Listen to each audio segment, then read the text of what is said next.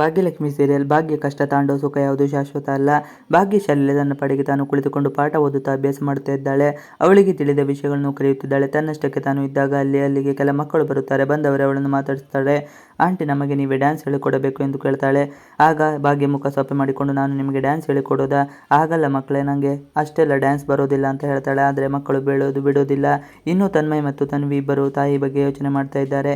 ತಮ್ಮ ಗೆಳೆಯನಿಗೆ ಕಾಲ್ ಮಾಡಿ ಅಮ್ಮ ಸ್ಕೂಲ್ಗೆ ಬಂದಿದ್ದಾರಾ ಅಥವಾ ಇಲ್ವಾ ಅಂತ ಚೆಕ್ ಮಾಡಿ ಇದ್ದಾರೆ. ಆಗ ಭಾಗ್ಯ ಸ್ಕೂಲಿಗೆ ಹೋಗಿರೋದು ಗೊತ್ತಾಗುತ್ತದೆ. ಅಪ್ಪ ನನಗೆ ಸುಳ್ಳು ಹೇಳಿದ್ದಾರೆ ಅಂತ ತನ್ಮಯ್ ಹೇಳ್ತಾನೆ. ಆಗ ತನ್ವಿ, ಆತನ ಮಾತು ಸರಿ ಎನಿಸಿದೆ. ಹೌದು, ಮೊದಲು ಆ ಶ್ರೇಷ್ಠ ಆಂಟಿನ ಇಲ್ಲಿಂದ ಓಡಿಸಬೇಕು ಅವಳು ಹೇಳ್ತಾಳೆ. ಇಬ್ಬರು ಬಗ್ಗೆ ಮಾತಾಡ್ತಾ ಇರ್ತಾರೆ. ಶ್ರೇಷ್ಠಗೆ ತಾನು ಯಾಕಾದರೂ ಇಲ್ಲಿವರೆಗೂ ಬಂದು ಅಂದೋ ರೀತಿ ಕುಸುಮ ಚೆನ್ನಾಗಿ ನೀರು ಕಲಿಸಿದ್ದಾಳೆ. ಧರ್ಮ ಕೂಡ ತುಂಬ ಸಿಟ್ಟು ಮಾಡಿಕೊಂಡಿದ್ದಾರೆ. ಅವಳ ಗುಣ ಹಾಗೂ ನಡತೆ ಸರಿ ಇಲ್ಲ. ಇಷ್ಟ ಆಗ್ತಿಲ್ಲ. ತಾಂಡವನ್ನು ಕುಸುಮ ಕರೀತಾಳೆ. ಬಾ ಅಂದರೆ ಬಾ ಇಲ್ಲಿ ಅಂತ ಕರೀತಾಳೆ. ಧರ್ಮ ಕೂಡ ಅವನನ್ನು ಕೂಗ್ತಾನೆ. ಅವನು ಬರ್ತಾನೆ ಅಂದುಕೊಂಡಿರ್ತಾನೆ. ಶ್ರೇಷ್ಠ ಏನು ಎಡವಟ್ಟು ಮಾಡಿದ್ದಾಳೆ.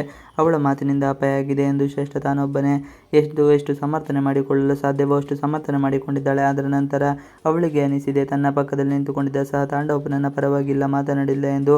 ಕುಸುಮ ಮತ್ತು ಧರ್ಮ ಈ ಬಗ್ಗೆ ತುಂಬ ಸೀರಿಯಸ್ ಆಗಿದ್ದಾರೆ. ಅವರು ತಾಂಡವ್ ಹಾಗೂ ಶ್ರೇಷ್ಠ ನಡುವೆ ಇರುವ ಸ್ನೇಹವನ್ನು ಮುರಿಯೋದಕ್ಕೆ ತುಂಬ ಪ್ರಯತ್ನ ಮಾಡಿದ್ದಾರೆ. ತಾಂಡವ್ ಅವರ ಮಾತಿಗೆ ಕಂಗಾಲಾಗಿ ಹೋಗಿದ್ದಾನೆ. ಇವಿಷ್ಟು ಇವತ್ತಿನ ವಿಡಿಯೋ. ಈ ವಿಡಿಯೋ ಇಷ್ಟ ಆದರೆ ಪ್ಲೀಸ್ ಲೈಕ್, ಶೇರ್, ಸಬ್ಸ್ಕ್ರೈಬ್ ಮಾಡಿ. Thanks for watching video.